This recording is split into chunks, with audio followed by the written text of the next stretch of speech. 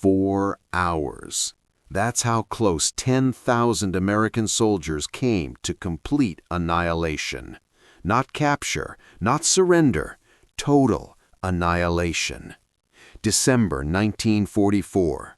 The Screaming Eagles, America's most elite paratroopers, were trapped in a frozen Belgian town called Bastogne, surrounded by 40,000 German soldiers, cut off from all supplies, ammunition down to the last handful of bullets, wounded men dying in freezing cellars because there was no morphine left to ease their pain.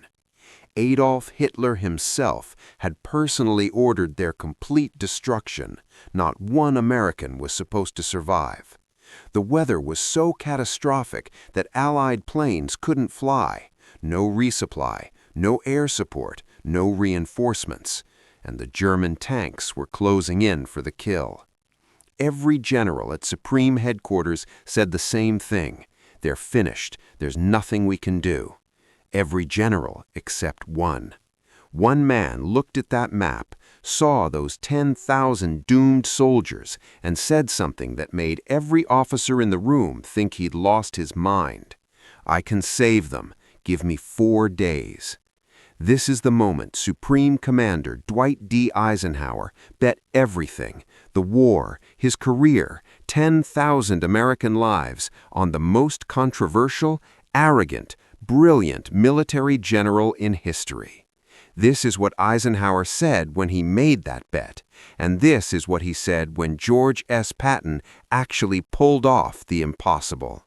A story of desperate men, impossible odds, and the phone call that changed World War II forever. 4 days to save 10,000 souls from certain death. This is what happened next. December 19, 1944. Supreme Headquarters, Allied Expeditionary Force. The Situation Room was silent except for voices delivering catastrophic news. 48 hours earlier, on December 16th, Hitler had launched his final desperate gamble, Operation Wacht am Rhein, Watch on the Rhine. Over 200,000 German soldiers, 1,000 tanks, and 2,000 artillery pieces had smashed through a supposedly quiet sector of the Allied front in the Ardennes forest. The goal was audacious, almost insane. Break through to Antwerp, split the Allied armies, surround and destroy 4 Allied armies, and force a negotiated peace. The German offensive had created chaos across a 50-mile front. American units were scattered, confused, retreating. Communication was breaking down. Nobody knew where the Germans were or where they were going. But the worst news, the absolute worst, concerned a small Belgian crossroads town that nobody had heard of a week ago. Bastogne. 7 major roads converged at Bastogne. 7.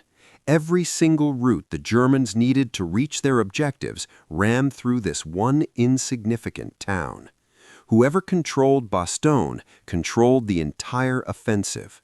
The Americans knew it, the Germans knew it, and both sides were willing to sacrifice everything to hold or capture it. On December 18th, the 101st Airborne Division, the legendary Screaming Eagles who had jumped into Normandy on D-Day, had been rushed to Bastogne. They had barely 48 hours to prepare defensive positions before German forces arrived from 3 directions simultaneously. By December 19th, the 101st, along with scattered elements of other units, found themselves completely surrounded. Over 10,000 American soldiers, trapped, cut off, alone.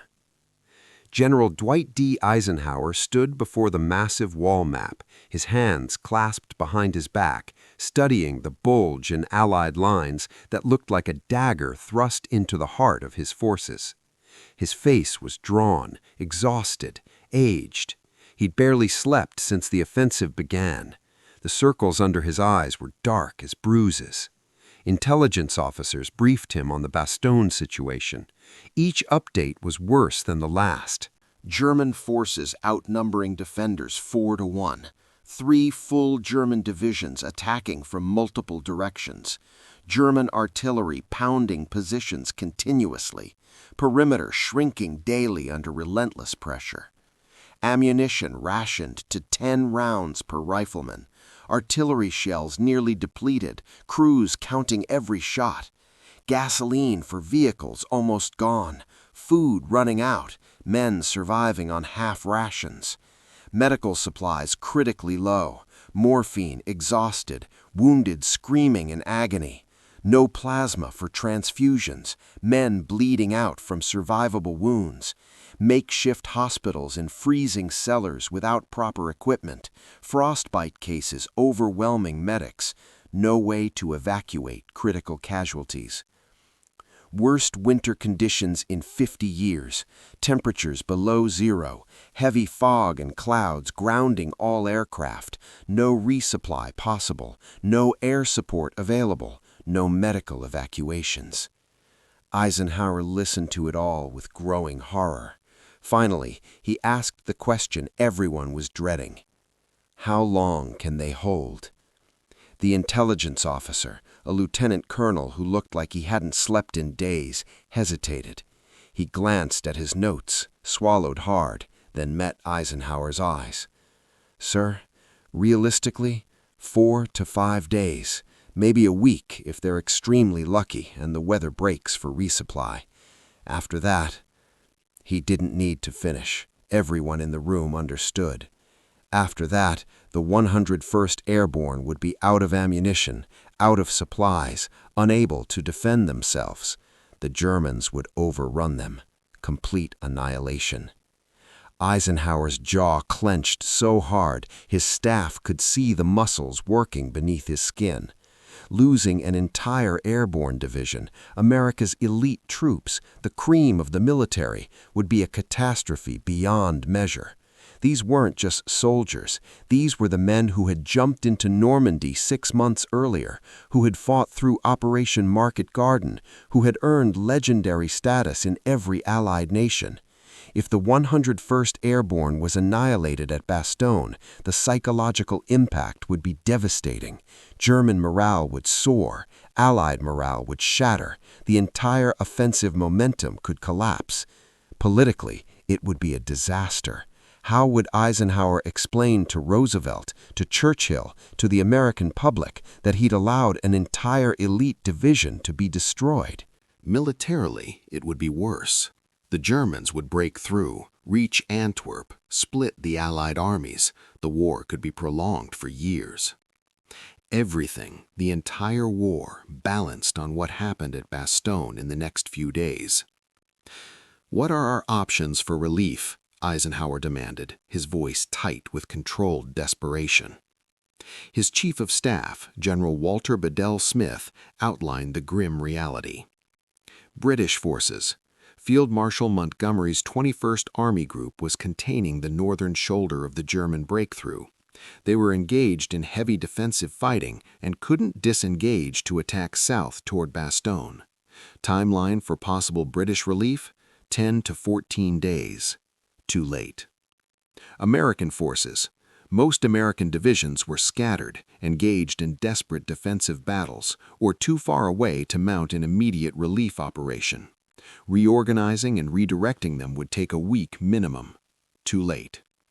First Army, holding the northern shoulder alongside the British, heavily committed, no units available. Ninth Army, too far north, couldn't reach Bastogne in time. The reality was devastating. Nobody had the strength, position, or mobility to launch an immediate relief operation. Nobody except one army, Third Army, currently fighting 100 miles south in the Saar region. That meant one general, George S. Patton, Jr.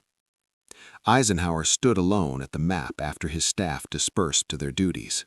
His aide, Harry Butcher, watched from the doorway as the Supreme Commander stared at Bastogne's position. It always came back to Patton. George S. Patton, Jr., brilliant, arrogant, controversial, insubordinate, and absolutely irreplaceable. Eisenhower had spent years managing Patton's ego, cleaning up his public relations disasters, defending him against calls for his removal, enduring his constant challenges to authority. Their relationship was exhausting. Patton questioned orders, demanded special treatment, created diplomatic incidents, gave speeches comparing Nazis and Soviets that caused international firestorms, slapped shell-shocked soldiers, made himself the center of attention constantly. Every month brought a new Patton crisis. But now, staring at that map showing 10,000 Americans surrounded with death closing in, Eisenhower realized something he'd been avoiding. George S. Patton might be the only general in the entire Allied Army capable of pulling off the impossible maneuver needed to save them. Not Montgomery, too cautious, too methodical. Not Bradley, too conventional, too careful. Not any other American general. They lacked Patton's speed, aggression, and willingness to take insane risks. Only Patton. Eisenhower turned to his aide. "Get me General Patton on the phone. Tell him we need him at Verdun tomorrow, December 19th, for an emergency conference. And tell him," Eisenhower paused, choosing his words carefully, "tell him to bring plans for offensive operations. He'll know what that means." After his aide left, Eisenhower stood alone in the Situation Room. Captain Butcher's diary records that Eisenhower whispered to himself, speaking to the absent Patton, "George, for once in this goddamn war, do exactly what I need you to do. No grandstanding, no complaints, no politics, just results. Those paratroopers are counting on you. America is counting on you. I'm counting on you. Don't let me down. Please, God, don't let me down." December 19th, 1944, morning, Verdun, France. The conference room at Verdun was crowded with generals, staff officers, and aides. Maps covered every wall. The atmosphere was thick with tension, cigarette smoke, and barely concealed desperation. This was the most critical military conference of the European war.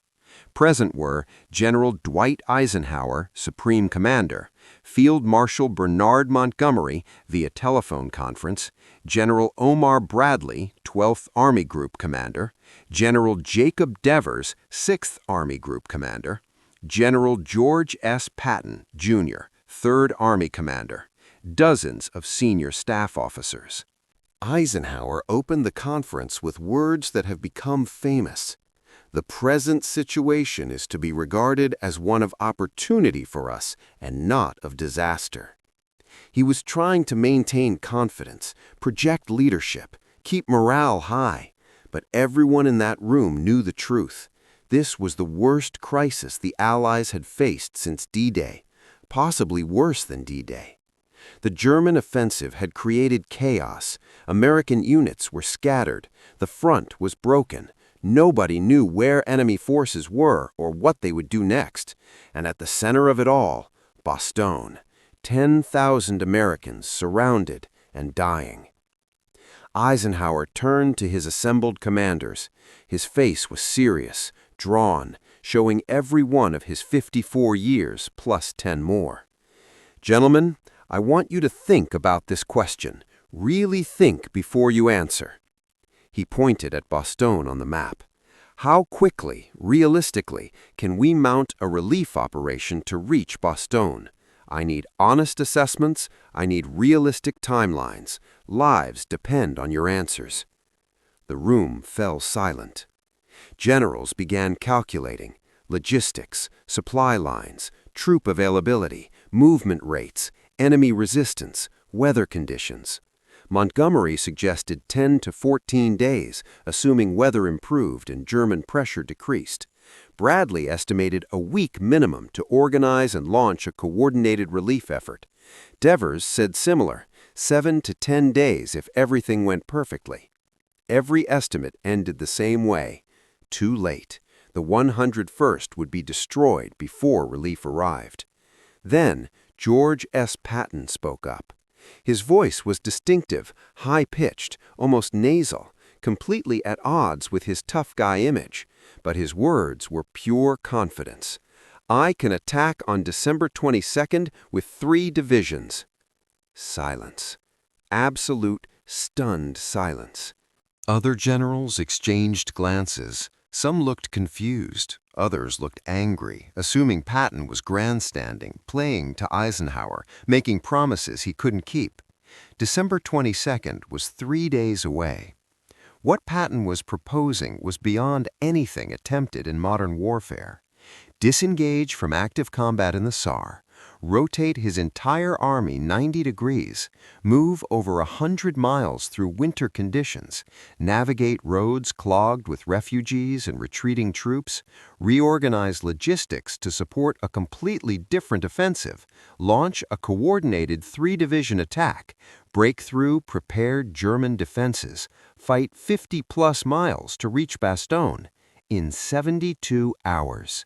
It was insane, impossible, the ravings of an egomaniac who didn't understand logistics. Eisenhower's eyes locked on to Patton. The room watched the Supreme Commander's face, trying to read his reaction. When Eisenhower spoke, his voice was measured, controlled, but carried an edge that made everyone stiffen. "George." Patton met his eyes. "Yes, sir. I am not asking for optimism.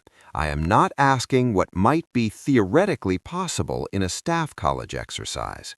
I am asking what you can actually, genuinely accomplish in the real world." Eisenhower stood, walked to the map, and placed his finger on Bastogne. "The lives of 10,000 American soldiers depend on your answer. The men of the 101st Airborne are surrounded, outnumbered 4 to 1, and running out of everything. They have maybe 4 or 5 days left." He turned back to Patton. "If you say you will be there on December 22nd, and you are not there, those men will die. All of them. Hitler has personally ordered their complete annihilation. The Germans will give no quarter. There will be no survivors." The room was so quiet you could hear men breathing. "So, I will ask you again, General Patton, and I want you to think very carefully before you answer. Can you attack on December 22nd? Patton didn't hesitate, not even for a second. "Ike, I have already prepared 3 different plans depending on which direction you want me to attack from." He walked to the map and pointed. "My staff anticipated this meeting. We have war-gamed multiple contingencies. My units are already receiving movement orders. Supply depots are being reorganized as we speak." He traced a line from his current positions to Bastogne. "On December 22nd, 72 hours from now, my 4th Armored Division, 26th Infantry Division, and 80th Infantry Division will attack north toward Bastogne. The 4th Armored will be my spearhead. They're the best armored unit in the European theater. If anyone can break through, they can." Patton's finger tapped Bastogne. "This is not a promise, Ike. This is not optimism. This is not hope. This is a fact. I will be there. My men will be there. And those paratroopers will be saved." Eisenhower studied Patton's face, searching for the usual bravado, the exaggeration, the need to be the center of attention. Instead, he saw something different. Cold certainty, professional assessment, the confidence of a man who had already done the work. Patton had actually prepared for this before the meeting. That level of foresight, that anticipation of what would be needed, that impressed even Eisenhower. Around the room, other generals were realizing the same thing. Patton wasn't grandstanding. He was serious. He'd actually war-gamed this scenario and developed concrete plans. "All right, George." Eisenhower's voice was quiet but carried absolute authority. "You have your mission. Relieve Bastogne. You have complete operational freedom to execute as you see fit. I will not micromanage. I will not second-guess. You know what needs to be done. Do it." Eisenhower leaned forward, his voice dropping to a tone his staff rarely heard, cold, deadly serious, absolutely final. "But understand this, General Patton. Understand it completely. If you fail, if those paratroopers are lost because you could not deliver what you promised, I will personally see that you never command troops again." He paused, letting that sink in. Not just relief from Third Army, not just a desk job. End of career.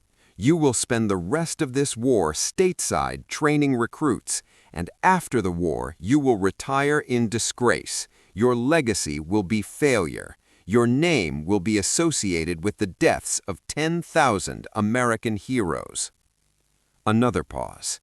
Am I perfectly clear? Patton snapped to attention. Crystal clear, sir. I will not fail. See that you don't. Dismissed. After the meeting, Eisenhower pulled aside his chief of staff, General Walter Bedell Smith.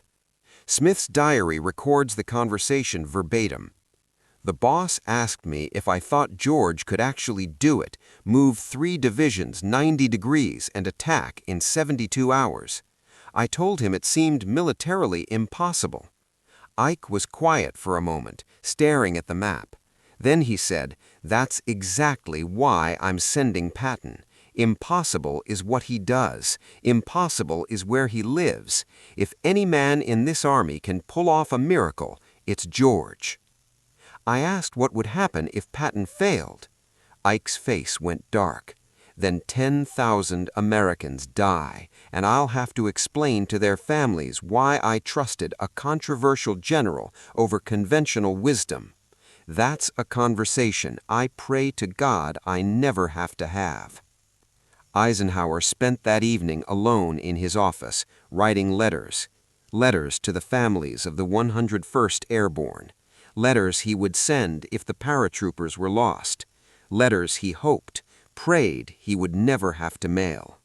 December 20th to 25th, the longest week. While Patton's Third Army executed its unprecedented pivot north, Eisenhower endured the most stressful, agonizing week of his entire command. Every few hours, situation reports arrived from Bastogne. Each one was grimmer than the last. December 21st, Defiance. At 11:30 a.m., German forces surrounding Bastogne sent a formal surrender ultimatum under white flag. The message was clear: surrender now and be treated as prisoners of war according to Geneva Convention, or be annihilated. The ultimatum reached Brigadier General Anthony McAuliffe, acting commander of the 101st Airborne. McAuliffe read it, crumpled it up, and said one word: nuts. His staff officers asked what he wanted to send as a formal reply. McAuliffe thought about it, then said, "That first word, nuts, send that." The official American reply to Germany's surrender demand was a single word: nuts. When German officers received the reply, they were confused. They didn't understand American slang. American officers had to explain that nuts meant go to hell. Eisenhower's reaction. When the report reached Supreme Headquarters, Eisenhower read it and allowed himself a brief smile, the first smile in days. "At least their spirit isn't broken," he told his staff. "As long as Tony McAuliffe is telling Germans to go to hell, the 101st is still fighting." But the smile faded quickly. Spirit wouldn't stop bullets. Defiance wouldn't stop tanks. Courage wouldn't create ammunition out of thin air. The 101st needed relief, soon. At exactly 0600 hours on December 22nd, precisely when Patton had promised, the 4th Armored Division attacked north toward Bastogne. 72 hours after the Verdun Conference, Patton had done what everyone said was impossible: disengaged from combat, rotated 90 degrees, moved 100+ miles, and launched a coordinated offensive. But the attack immediately ran into problems.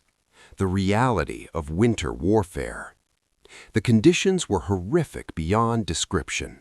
Temperatures hovering around 0 degrees Fahrenheit, snow and ice making roads treacherous, tanks slipping, sliding, getting stuck, trucks breaking through ice on frozen roads, men suffering frostbite within minutes of exposure, equipment freezing, malfunctioning, failing. The 101st needed relief soon. At exactly 0600 hours on December 22nd, precisely when Patton had promised, the 4th Armored Division attacked north toward Bastogne. 72 hours after the Verdun Conference, Patton had done what everyone said was impossible. Disengaged from combat, rotated 90 degrees, moved 100+ miles, and launched a coordinated offensive. But the attack immediately ran into problems. Inside Bastogne's perimeter, the situation was reaching catastrophic levels. Ammunition, some units down to 3 to 5 rounds per rifle. Artillery, counting every single shell, firing only at critical targets. Medical supplies, surgeons performing amputations without anesthesia. Food, 1 small meal per day, men losing dangerous amounts of weight. Casualties, over 2,000 wounded with nowhere to evacuate them. Frostbite, hundreds of cases, men losing fingers and toes. German attacks were intensifying. Hitler had personally ordered Bastogne's capture before Christmas. German commanders were throwing everything into final assaults. The perimeter was shrinking. Some positions were being overrun. Hand-to-hand fighting in the streets. The 101st was dying. Eisenhower's message. At 1400 hours, Eisenhower sent a message to McAuliffe. Hold at all costs. Relief is coming. General Patton's Inside Bastogne's perimeter, the situation was reaching catastrophic levels. Ammunition, some units down to 3 to 5 rounds per rifle. Artillery, counting every single shell, firing only at critical targets. Medical supplies, surgeons performing amputations without anesthesia. Food, 1 small meal per day, men losing dangerous amounts of weight. Casualties, over 2,000 wounded with nowhere to evacuate them. Frostbite, hundreds of cases, men losing fingers and toes. German attacks were intensifying. Hitler had personally ordered Bastogne's capture before Christmas. German commanders were throwing everything into final assaults. The perimeter was shrinking. Some positions were being overrun. Hand-to-hand fighting in the streets. The 101st was dying. Eisenhower's message. At 1400 hours, Eisenhower sent a message to McAuliffe. Hold at all costs. Relief is coming. General Patton's forces are fighting toward you. Do not surrender. Do not retreat. Every hour you hold saves the entire Allied position. America is counting on you. I am counting on you. Hold. But privately, Eisenhower confided to his diary. I gave George the green light because I had no choice. Now I am watching the clock, watching the maps, and praying he reaches Bastogne before it is too late. Every hour that passes, more paratroopers die. If George does not break through, their blood is on my hands for trusting him. At dawn on December 23rd, for the first time in over a week, the clouds broke. Clear skies, sunshine, perfect flying weather. Within hours, the Allied air forces launched the largest aerial resupply operation of the war. Hundreds of C-47 transport aircraft roared over Bastogne, dodging German anti-aircraft fire, dropping critical supplies. Ammunition by the ton, medical supplies including morphine, plasma, bandages, food rations, winter clothing, artillery shells. Paratroopers in Bastogne watched the sky fill with parachutes, red, white, blue, orange, each one carrying life. Men wept openly as supplies drifted down. The airlift bought time, but not much. Third Army was still fighting toward Bastogne, but progress remained agonizingly slow. The Germans had created multiple defensive lines. Every village became a fortress, every hill a killing ground. American casualties were mounting. At current pace, Third Army might not reach Bastogne in time. Eisenhower's urgent message. At 1800 hours, Eisenhower sent an urgent message to Patton. "George, I need maximum effort. The 101st cannot hold much longer, despite aerial resupply. German attacks are intensifying. They are preparing a major final assault. Whatever you are doing, do it faster. I need you there now." Patton's reply was short. "We are giving everything we have. We'll not stop until we break through or run out of men. We'll be there. Promise." Christmas Eve, the day of peace, hope, and family.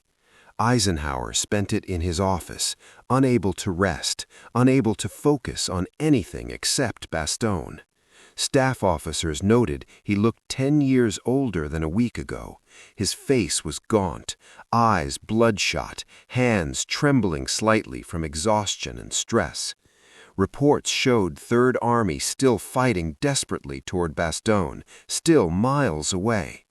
At current pace, they might arrive tomorrow or the next day. But would tomorrow be too late? Eisenhower worked late into the night, surrounded by papers, letters, condolence letters, letters to the families of the 101st Airborne, letters he would send if the paratroopers were lost. He wrote to McAuliffe's wife, to the division chaplain's family, to families of men he'd personally spoken with before deployment. Each letter was personal, heartfelt, agonizing to write. His aide found him at 2 hours on Christmas morning, surrounded by unfinished condolence letters, tears running down his face. Eisenhower looked up and said simply, "I hope to God I never have to send these." No breakthrough. Christmas Day arrived, still no breakthrough. Eisenhower attended chapel service but couldn't concentrate on the sermon, the hymns, the prayers. His mind was in Bastogne. 10,000 men spending Christmas surrounded, freezing, dying. Families back home praying for their soldiers, not knowing if they were alive or dead. Eisenhower kept checking messages every 15 minutes. Nothing. No breakthrough. The 101st was still surrounded. Third Army was still fighting. Time was running out. The final hours. By evening on Christmas Day, intelligence estimated the 101st had perhaps 24 to 36 hours left before total collapse. Ammunition was critically low, medical supplies nearly exhausted, defensive positions crumbling under relentless German attacks. Hitler had demanded Bastogne's capture as a Christmas present to the German people. That deadline had passed, but German forces were preparing one final, massive assault. If Patton didn't break through in the next day, maybe hours, it would be over. 10,000 Americans would be annihilated. Eisenhower's gamble on Patton would be revealed as catastrophic failure. That night, Eisenhower couldn't sleep. He stood at his office window, staring into darkness, praying. December 26, 1944, 4:50 p.m. The phone rang. Eisenhower's aide, Captain Harry Butcher, answered. He listened for a moment, then his face went pale. His hands started shaking. "Sir," he said, his voice cracking, "it's General Patton. He says it's urgent." Eisenhower's heart stopped. He knew what urgent could mean. Disaster, failure, annihilation. He grabbed the phone. "George?"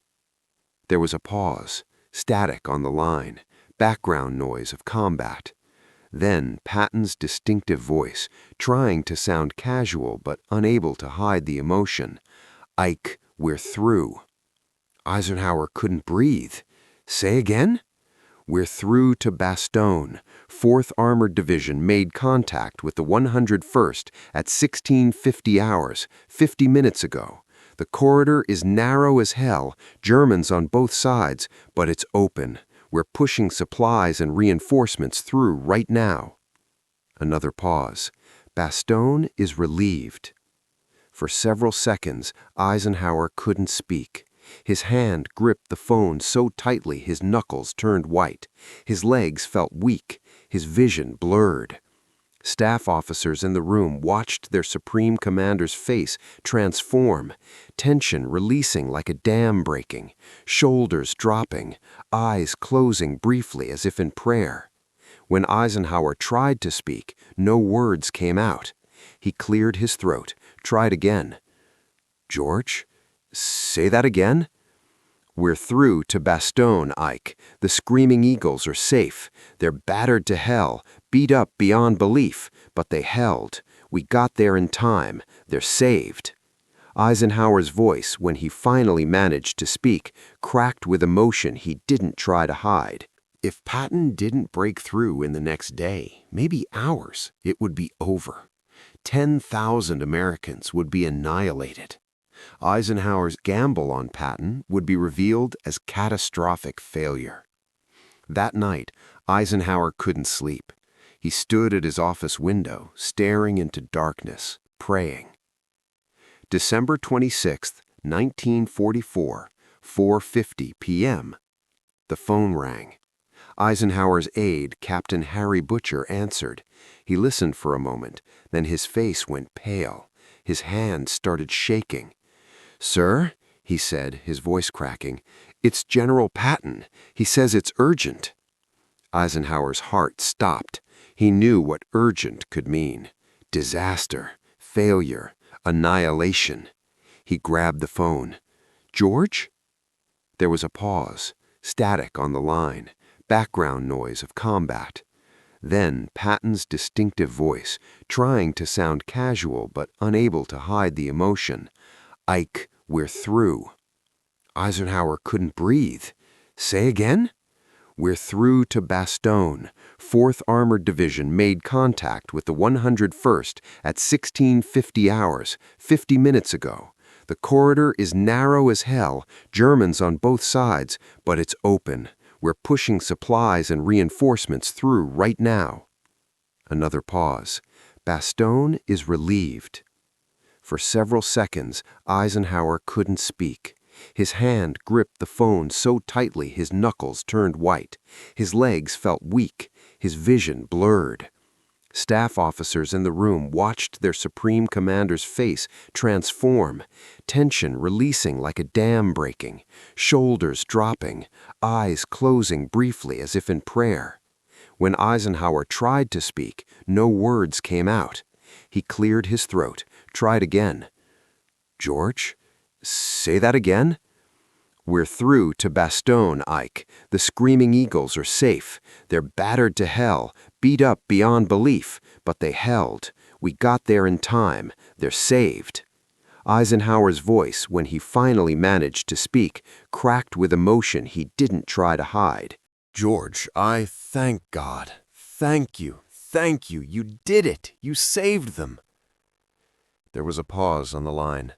Patton, never comfortable with sentiment, responded gruffly. "Just doing my job, Ike. Those paratroopers did the real work. Toughest sons of bitches I've ever seen. We just knocked on the door. They held it against the whole damn German army." "No, George." Eisenhower's voice was firm now, commanding. "Do not diminish this. Do not downplay what you accomplished. You moved an entire army 90 degrees in the middle of winter, through a blizzard, against enemy resistance, and you broke through German defensive lines in 4 days. 4 days, when everyone said it would take 2 weeks. He searched for words adequate to the moment. "That's not just doing your job. That's... Eisenhower's voice broke. "That's why you're invaluable. Despite everything, all our conflicts, all the frustrations, all the headaches, this is why. This moment, those 10,000 men are alive because of you." After hanging up, Eisenhower stood motionless for a long moment. Then he turned to his staff. His eyes were wet. Tears he didn't bother hiding. He didn't care. Let them see. Witnesses recorded exactly what he said. "Gentlemen, General Patton has just accomplished something I will remember for the rest of my life. He has saved 10,000 American soldiers who were hours, maybe minutes from annihilation."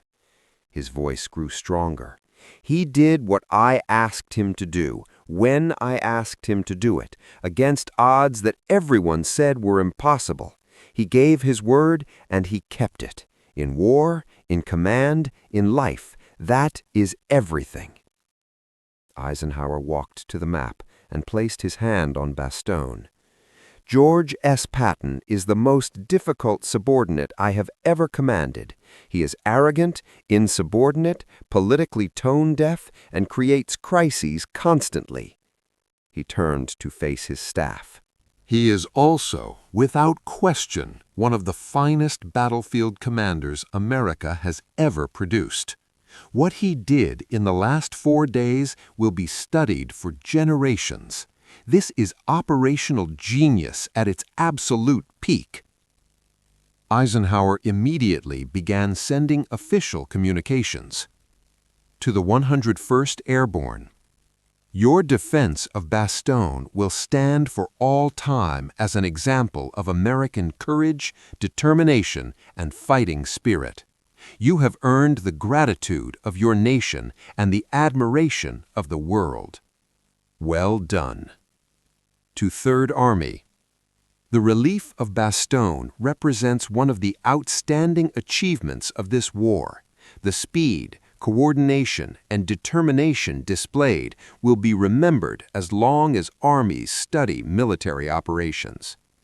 To every soldier of 3rd Army, you have performed magnificently." To the War Department, "Bastogne relieved, 1650 hours, December 26th, by elements of 3rd Army. Enemy offensive contained. 101st Airborne Division saved. American military prestige enhanced immeasurably." But Eisenhower also sent a personal telegram for Patton's eyes only. "George, words cannot adequately express my gratitude and admiration for what 3rd Army has accomplished. You gave your word you would be there. You kept that word against impossible odds. In doing so, you have saved not just 10,000 soldiers, but possibly the entire Ardennes campaign and our momentum toward final victory. Well done does not begin to cover it. This operation will be studied for generations as an example of operational excellence and battlefield genius. I am proud, genuinely proud, to have you under my command." Ike. That evening, Eisenhower's aide found him alone, staring at the map showing the narrow corridor to Bastogne, the corridor Patton had carved through German lines. Eisenhower spoke quietly, almost to himself. 4 more hours. That's all George had. 4 more hours and the 101st would have been overrun. The Germans were preparing their final assault for nightfall. He touched the map gently, tracing the corridor. He made it with 4 hours to spare. 4 hours between salvation and annihilation. 4 hours between miracle and massacre. A pause. I will never forget this. Never. In the days following Bastogne's relief, Eisenhower's words about Patton evolved from immediate gratitude to historical assessment. What he said publicly and privately would define how both men would be remembered. December 27th. Official Statement. Eisenhower's official statement to the press. The relief of Bastogne by elements of Lieutenant General Patton's 3rd Army represents one of the outstanding achievements of this war. The speed, coordination, and determination displayed in disengaging from the Saar offensive, pivoting 90 degrees north, and attacking through difficult winter weather and determined German resistance demonstrates the highest levels of operational art and battlefield excellence. The defenders of Bastogne and their relievers have written a new chapter in American military history. This operation will be remembered as a turning point, the moment when American forces proved they could execute complex operations under impossible conditions and prevail against any odds. To the men of the 101st Airborne, your heroic defense inspired a nation. To the men of 3rd Army, your impossible march saved an army. America is proud of all of you. But to General George Marshall, Army Chief of Staff, his direct superior, Eisenhower was brutally candid in a classified communication. George Patton just saved my command. Let me be blunt about what was at stake. If Bastogne had fallen with an entire airborne division lost, not just defeated but annihilated, the psychological and political impact would have been catastrophic beyond measure. Questions would have been raised about Allied strategy, American military competence, my command decisions, and our ability to defeat Germany. The enemy would have been emboldened. Our allies would have doubted us. The American public would have demanded answers I couldn't provide. Patton prevented that disaster. Whatever frustrations I have had with him, and they are many and well documented, this operation justifies every difficult decision I have made to keep him in command despite constant calls for his removal. He is worth the headaches. He is worth the controversies. He is worth every ounce of political capital I have spent protecting him. Because when it mattered most, he delivered exactly what was needed, exactly when it was needed. That is the definition of an indispensable commander. Ike. To British Field Marshal Bernard Montgomery, who commanded Allied forces on the northern shoulder of the Bulge, Eisenhower sent a pointed message. Monty, Patton's relief of Bastogne demonstrates American operational capability at its finest. I know there have been concerns expressed, both publicly and privately, about American military effectiveness, particularly compared to British forces. Bastogne should put those concerns to rest permanently. An American general moved 3 divisions 90 degrees, fought through winter conditions, broke through prepared German defenses, and relieved a surrounded garrison in 4 days, something military experts said would take 2 weeks minimum. I trust this operation will receive appropriate recognition in your reports to London. Ike.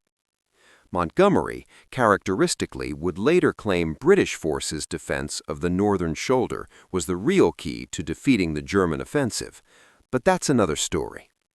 In his personal diary, never intended for publication, Eisenhower revealed the true emotional weight of the decision. December 27, 1944. I have spent years managing George Patton's ego, his controversies, his insubordination, his political disasters.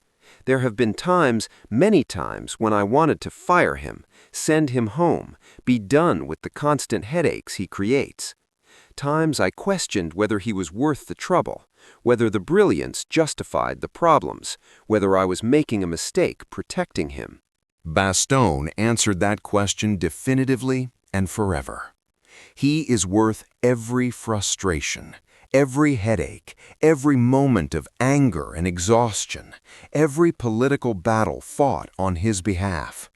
Because when it mattered most, when 10,000 American soldiers faced certain annihilation, George delivered. Not eventually, not with excuses, not with explanations about why it couldn't be done. He delivered exactly what he promised, exactly when he promised it, against odds everyone else said were impossible. That is the definition of a great commander. perhaps the definition of greatness itself. History will debate many things about this war, but I hope history remembers this. When America needed a miracle, George Patton provided one. I will never forget watching that clock, knowing every minute that passed meant more paratroopers dying, knowing I had bet everything on one controversial general's promise. And I will never forget the moment that phone rang and George's voice said, "We're through." 4 hours. He made it with 4 hours to spare. I have commanded many brilliant officers, but I have never seen anything like what George accomplished in those 4 days. God help me, I will miss him when this war ends. For all his flaws, there will never be another like him. Every man of the 101st Airborne who came home to his family after the war, every father who held his children again, every son who saw his parents again, every husband who embraced his wife again, owes that reunion to your speed, your aggression, your refusal to accept that those soldiers were doomed. That is a legacy worth more than all the medals and promotions in the Army. I wanted you to know that, not for the official record, not for history, just between us. You saved 10,000 lives, George. Never forget that. I certainly never will. Ike. Patton's reply was uncharacteristically brief and emotional. Ike, thank you. We'll try to live up to your faith in me. George. In 1948, Eisenhower published his war memoir, Crusade in Europe. He devoted significant space to Bastogne and Patton's role. The passage is worth quoting in full. General Patton's relief of Bastogne stands as one of the war's pivotal moments and one of the finest examples of operational art in military history. The rapid disengagement from one battle, the 90-degree pivot of an entire army, the movement through winter conditions, and the aggressive execution of a relief operation under terrible circumstances showcased American military capability at its absolute peak. What made this achievement even more remarkable was the timeline. 72 hours from order to execution, 4 days from attack to breakthrough. Speeds that military doctrine said were impossible. But George Patton never cared much for doctrine when lives were at stake. The relief of Bastogne proved several things simultaneously: that American forces could match or exceed any army in the world for operational speed and effectiveness, that bold, aggressive leadership could overcome apparently impossible odds, that individual command genius could change the course of battles, campaigns, and wars. History will debate many aspects of World War II, strategies, decisions, what-ifs. But Bastogne's relief is beyond debate. It was operational genius, pure and simple. And it saved 10,000 American lives that would have been lost without George Patton's speed, aggression, and absolute refusal to accept defeat. In a 1952 interview with military historians, Eisenhower was asked to assess Patton's overall contribution to victory. His answer revealed both the complexity of their relationship and his ultimate verdict.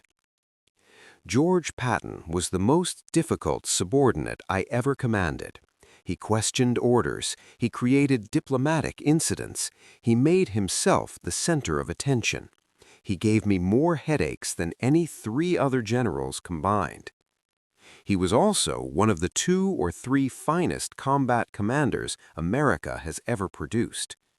Managing George was exhausting, but when I needed the impossible done, when conventional approaches wouldn't work, when speed mattered more than caution, when aggression was the only path to victory, there was no one else I would rather have commanding troops.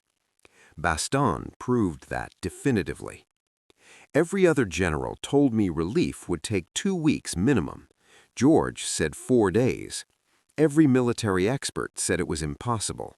George did it anyway. That's who George Patton was. The man who did impossible things because he refused to accept that they were impossible. Did his personality create problems? Absolutely. Did his ego cause headaches? Constantly. Was it worth it? 10,000 paratroopers who came home from Bastogne would answer that question better than I can. In 1964, 2 years before his death, Eisenhower was interviewed by CBS News about his most difficult command decisions. The interviewer asked, "General, looking back on the war, what decision caused you the most personal anguish?"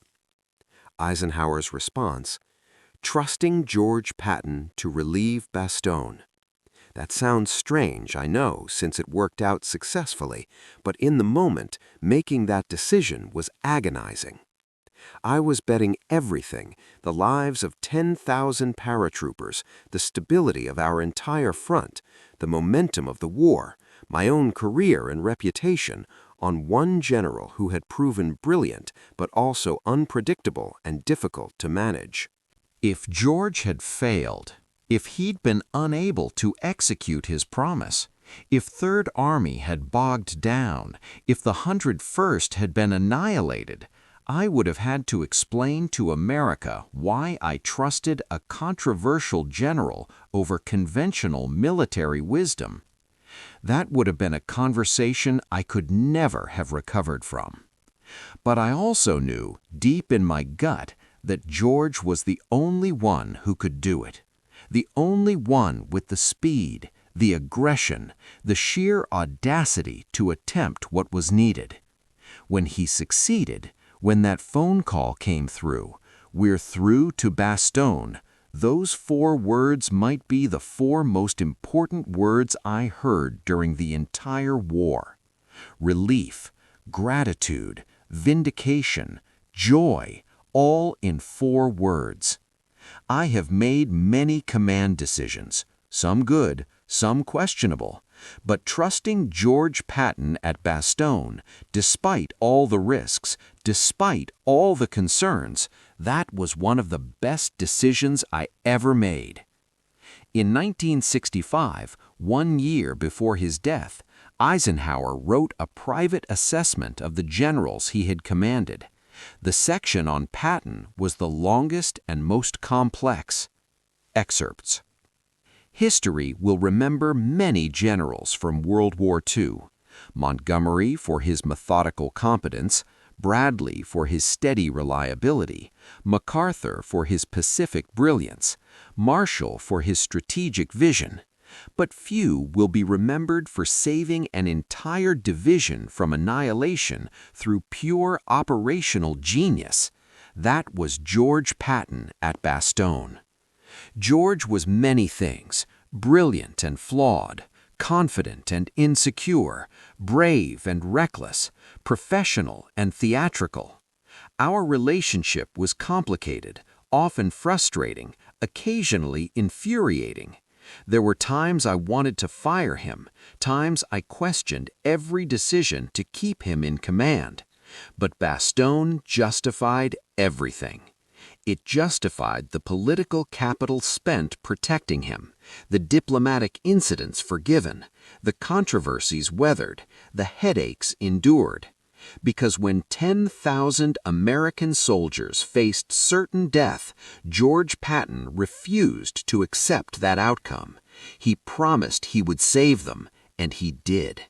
He didn't save them eventually or partially or with heavy losses and excuses. He saved them completely in 4 days against impossible odds. That is the mark of a great commander. Perhaps the mark of greatness itself. Whatever else George was, and he was many complicated things, he was the man who looked at Bastogne on December 19th and said, "I can save them." And then he did exactly that. History will debate George Patton for centuries, his personality, his methods, his controversies, his legacy. But 10,000 men of the 101st Airborne don't need to debate. They know what George Patton did for them. He gave them their lives back. That is something history cannot diminish and time cannot erase. Let's be precise about what George Patton accomplished, because the numbers tell a story that still seems impossible. December 19th to December 22nd, 72 hours. Disengaged from active combat in the SAR region. Reorganized supply lines for completely different offensive. Rotated entire army 90 degrees. Moved 133,178 vehicles over 100 miles. Relocated over 250,000 soldiers. Established new command posts, communication networks, supply depots. Launched coordinated 3-division attack exactly on schedule. Fought through multiple German defensive lines.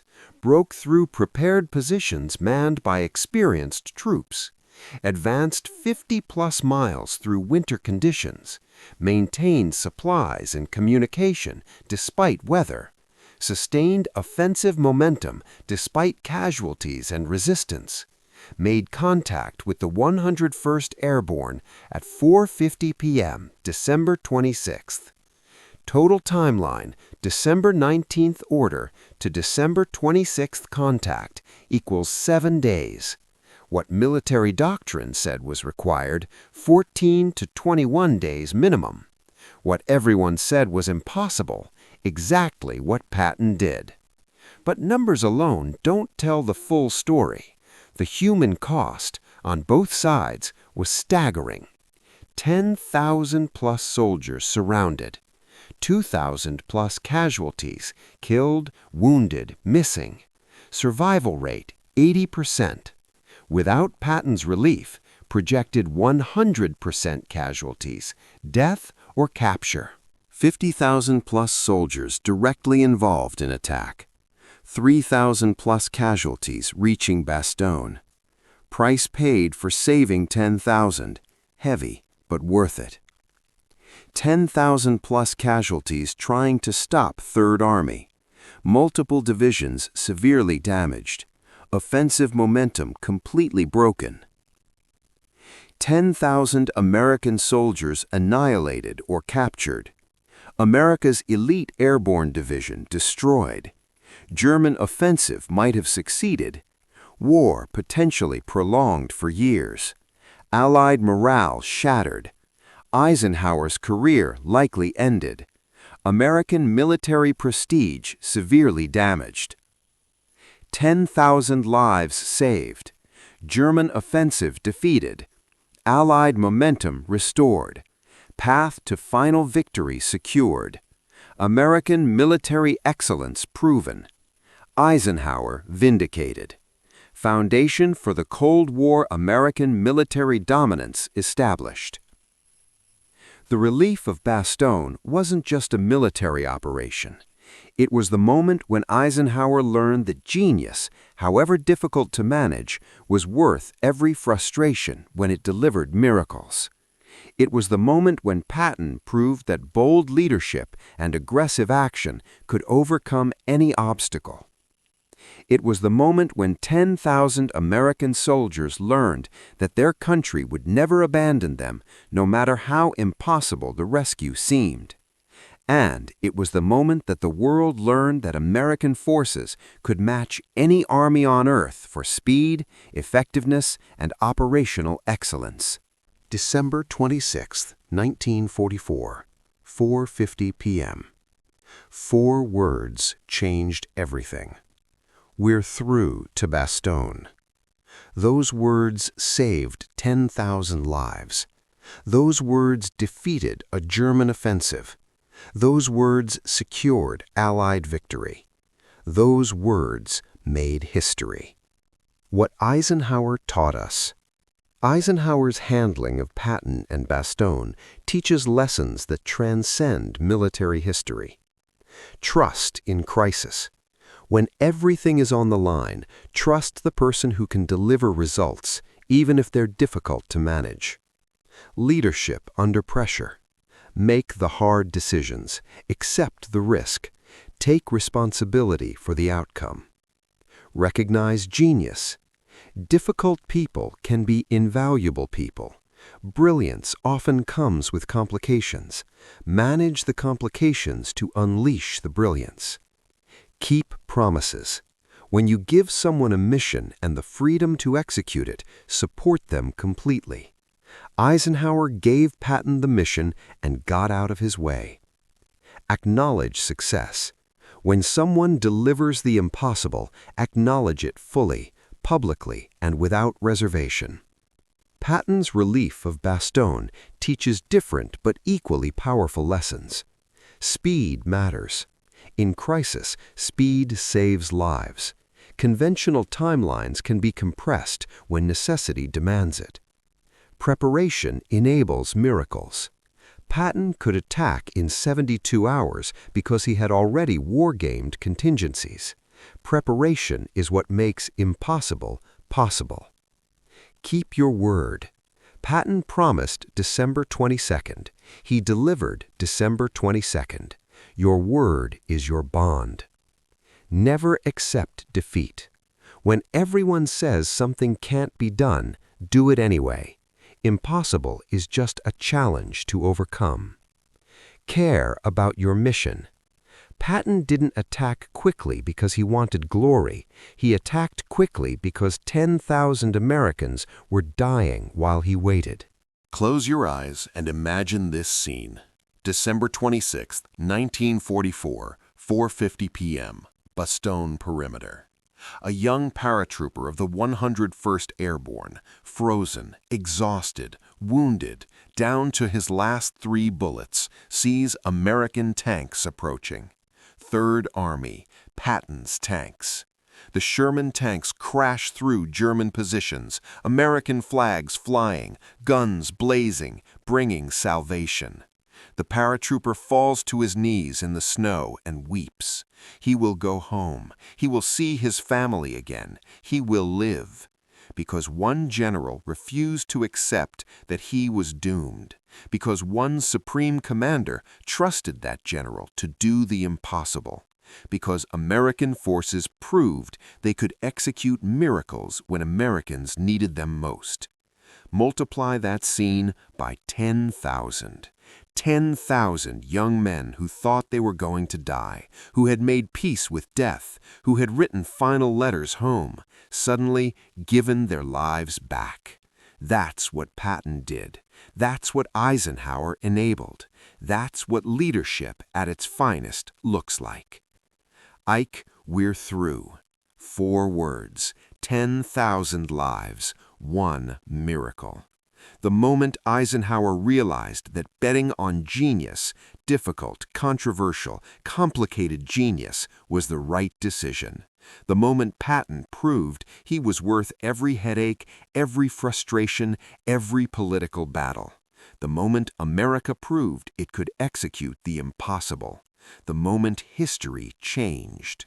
If this story moved you, if you felt the tension, the relief, the triumph, do 3 things right now.